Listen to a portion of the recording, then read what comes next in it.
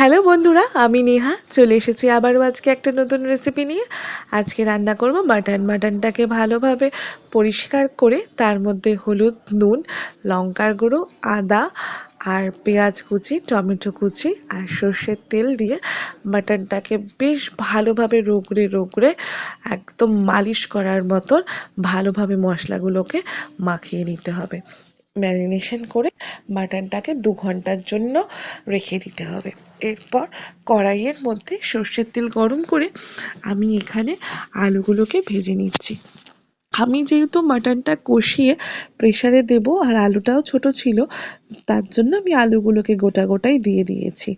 আলুগুলো লাল লাল করে ভাজা হয়ে গেছে। এবার আমি আলুগুলোকে তুলে নিয়ে ঠিক এই তেলের মধ্যেই সাদা জিরে আর তেজপাতা ফোড়ন দেব। সাদা জিরে আর তেজপাতা ফোড়ন দিয়ে তার মধ্যে মাটনটা ঢেলে দেব। মাটনটাকে ভালোভাবে কষাবো যতক্ষণ না মাটন থেকে তেল ছেড়ে যাচ্ছে। দেখো, মাটনটাকে আমি খুব ভালোভাবে এখানে কষিয়ে নিচ্ছি।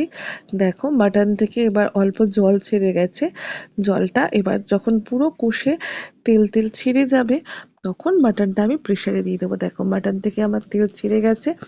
এবার প্রেসারের মধ্যে আমি মাটনটা দিয়ে দিয়ে তার উপরে আলু আর কড়াইটা ধুয়ে ঠিক যতটা পরিমাণ ঝোল রাখতে চাও সেরকম জল দিয়ে প্রেসারটাকে আটকে হালকা আঁচে 3টে সিটি দিয়ে নিলেই মাটন রেডি।